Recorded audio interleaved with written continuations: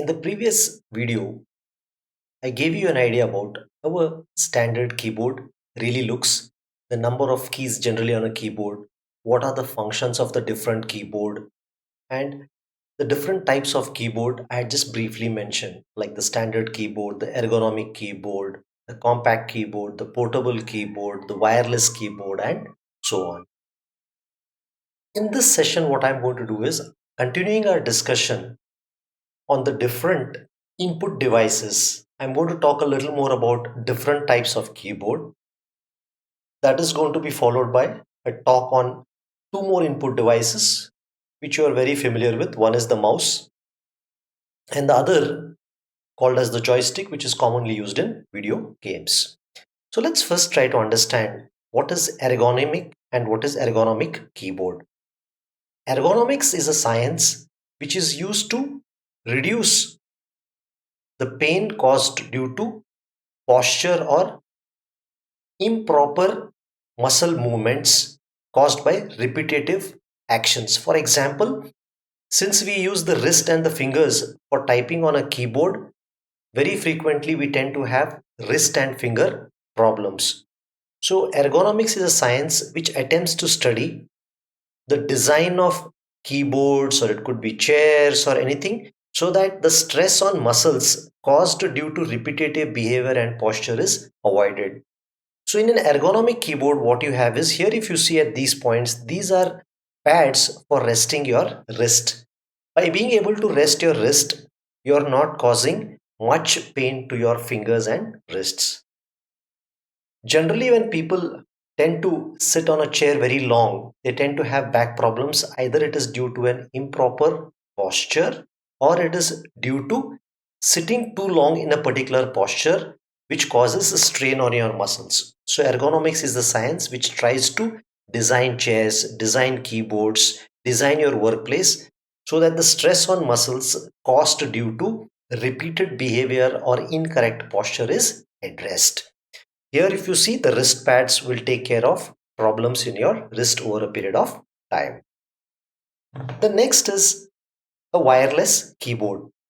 Today, wireless keyboard is available widely, and you can see a number of wireless keyboards by Logitech and different companies that can be purchased and used. So this is an example of a wireless keyboard used in an Apple machine. For a wireless keyboard, since it doesn't have a wire, the means of communication between the keyboard and the computer is by the means of a Bluetooth, infrared rays, or RFID or radio frequency technology or signals. In order to use a wireless keyboard, it is required that we have a receiver, a transmitter, and we also need to have battery so that the keyboard gets power supply. So using a receiver, transmitter, and power supply, we are able to communicate, or the keyboard is able to talk to the PC. But you need to understand the range of the keyboard is generally, or the wireless technology is generally about 40 feet. You can't go and use your keyboard in the next room, which is 50 or 60 feet away. Now, let's take a look at virtual keyboards. Since almost all of us use smartphones, we have used virtual keyboards. For example, the typing you do on your mobile phone is typing on a capacitor touch or a capacitor screen. So this is an example of a virtual keyboards. The advantage of a virtual keyboards is it saves you space. You don't have to have a separate keyboard in order to use this particular thing.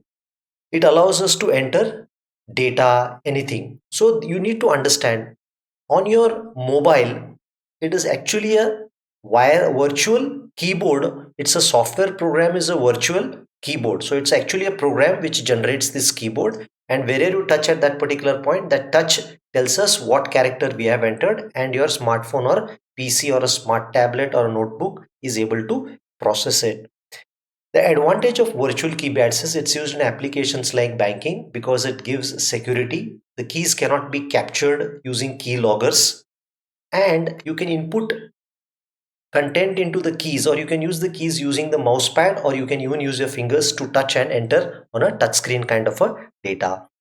So the advantage of this virtual keyboards is it gives you a high amount of security. You can make smaller devices. Imagine if your tablet or a smartphone had a huge keyboard, your keyboard would be bigger than the smartphone. So in order to avoid those disadvantages, the virtual keyboard has been designed. So virtual keyboard is a software program which allows you to enter data into the system. All right, so it's used in tablets, notebooks, and so on.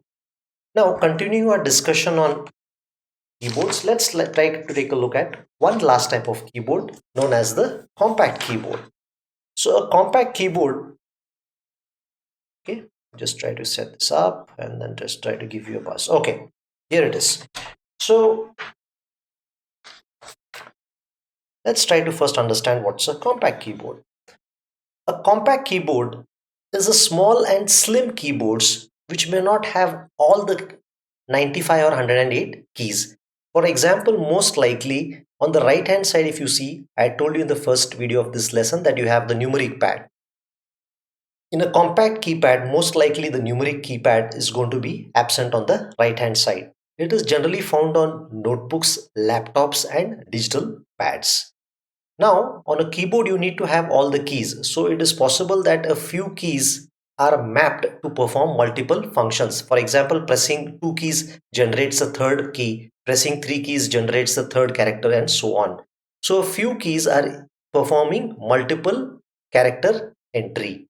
The advantage of a compact keyboard is it reduces the size of the device, makes the device portable, makes the device compact, and some of these compact keyboards may also possess a mouse pad. So I hope this gave you an idea about compact keyboards. Now what we shall do is we shall now take a look at a very popular input device called as the computer mouse. So mouse is extensively used in today's machines. It's almost impossible to think of using a computer without the use of a mouse. So a computer mouse is an input device. So what does the mouse do? It controls the position of the cursor. So cursor is that equal to blinking sign on your screen.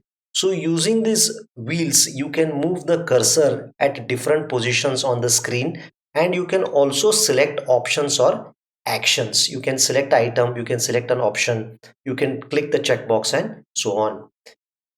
Now some of the mouses, the older ones will have this kind of a roller ball. The newer ones will have infrared rays.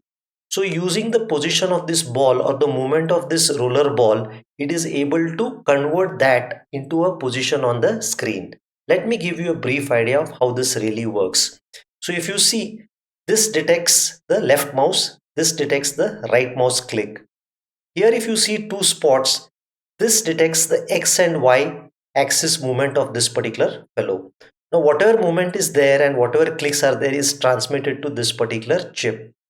Since all these clicks and all are analog signals, they are converted into digital signals understandable by a computer by this particular chip. And that particular data is transmitted to your computer so that it can be used. So what you need to understand is this roller or the ink pad, it touches a flat surface and its movement is converted into X and Y signals, and that signals using in this chip is converted into digital values and transmitted to your computer. The movement or positions are converted into signals. That's what I really told you. So these buttons allow you to select various options on your computer. Just be sure that you have a brief idea about how the computer internal looks. If you've got an old mouse available, be curious to open it and take a look. In this video description, I shall provide you a link for those of you who are interested to know more in detail about what is in this inside of a computer. You can take a look at the link and get a better understanding. So this is another common widely used device. After the keyboard, you are guaranteed to use a mouse.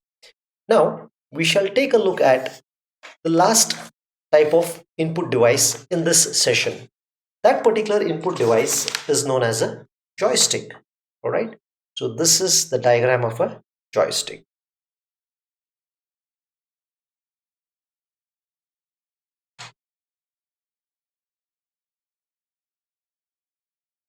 All right.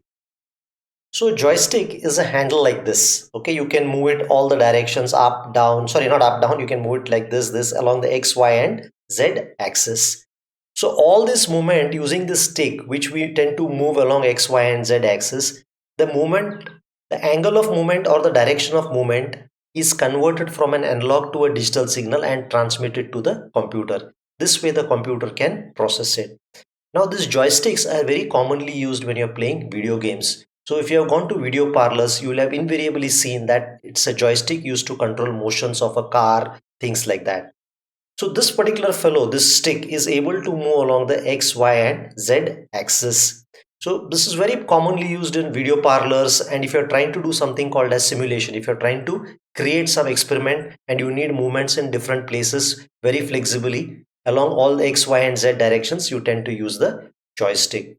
It is used for controlling crane trucks like a JCB kind of machines, unmanned underwater vehicles, surveillance cameras so that the camera can move all the 360 degrees, zero turning lawn mowers. In the sense, the lawn mower can turn in its place. That it can make a circle without going out of the box. That is what is a 360-degree lawn mower.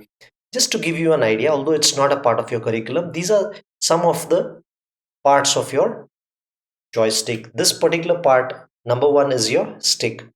This particular two, this complete plastic, is your base. Number 8 is a suction cup. It's got vacuum, so it sticks to the base of the board.